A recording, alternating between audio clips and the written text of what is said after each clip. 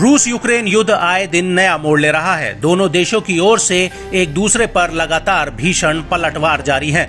जहां रूस ने अपने हमलों में पैनापन दिखाते हुए यूक्रेन के कई इलाकों पर कब्जा जमाया है, साथ ही यूक्रेन के कई हथियारों के जखीरों को उड़ा डाला है, तो वहीं अमेरिकी हथियारों के दम पर यूक्रेन भी रूस को कड़ी चुनौती दे रहा है।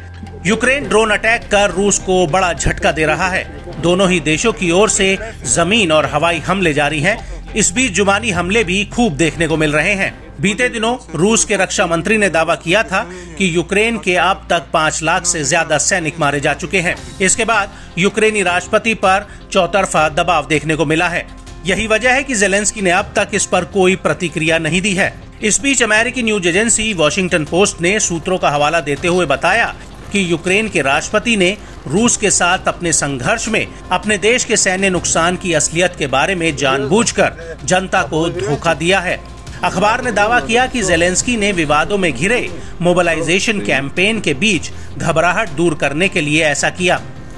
आपको बताते चले कि बीते फरवरी महीने में यूक्रेनी हताहतों की संख्या पर महीनों की चुप्पी के बाद ज़ेलेंस्की ने खुलासा किया था कि संघर्ष की शुरुआत के बाद से अब तक करीब 31,000 सैनिक मारे गए थे। इस दौरान उन्होंने घायलों की संख्या को लेकर कोई खुलासा नहीं किया था। बता दें कि ये पहला और आखिरी मौका था जब ज़ेलेंस्की ने युद्ध में मारे गए अपने सैनिकों की संख्या की पुष्टि की थी। वहीं दूसरी ओर हाल में रूस का दावा है कि संघर्ष के दौरान कीव को विनाशकारी नुकसान पहुंचा है। इतना ही नहीं, खुद रक्षा मंत्री सर्गेई शोइगु ने अनुमान लगाया कि यूक्रेन ने लगभग 5 लाख सैनिकों को जंग में खो दिया है।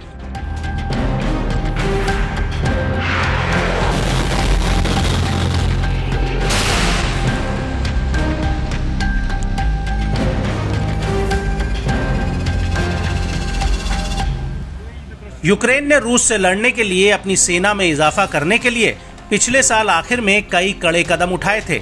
बताया जाता है कि ज़ेलेंस्की ने हाल ही में 2 बिल साइन किए थे, जिनमें से एक में पुरुषों के लिए भर्ती की उम्र 27 से घटाकर 25 कर दी गई है, जबकि दूसरे बिल में मोबिलाइजेशन कंडीशन को कारगर तरीके से और कड़ा किया गया है। बीते दिसंबर महीने में ज़ेलेंस्की ने कहा था कि यूक्रेनी सेना ने अतिरिक्त 5 लाख सैनिकों को जुटाने की गुहार लगाई है, जिसे बाद में तत्कालीन कमांडर इन चीफ वैलेरी ज़लुझनी ने गलत करार दिया था। यही वजह है कि दोनों के आपसी मनमुटाव के चलते फरवरी में ज़लुझनी को बर्खास्त कर दिया गया था। यूक्रेन के एक सांसद ने वॉशिंगटन पोस्ट को बताया कि ये सच है कि कीव युद्ध में सैनिकों की बड़ी कमी से जूझ रहा है, मगर अभी हालात इतने भी बदतर नहीं हुए हैं कि रेड लाइन तक पहुंच गए हों। इस बीच अमेरिका ने यूक्रेन को लंबे समय से रुके हुए $61 बिलियन की सैन्य सहायता पैकेज को मंजूरी दे दी है। इसके तहत यूक्रेन को हथियारों, गोला बारूद, रॉकेट, मिसाइल मुहैया कराई जाएंगी। वहीं यूरोपीय और यूरेशियन मामलों के अमेरिकी सहायक सचिव जेम्स ओब्रायन ने कीव से ये सुनिश्चित करने का आग्रह किया कि उसके पास लड़ने के लिए आवश्यक लोग हों। ऐसे में ये देखना काफी अहम है कि ज़ेलेंस्की की इस मामले पर क्या प्रतिक्रिया रहती है।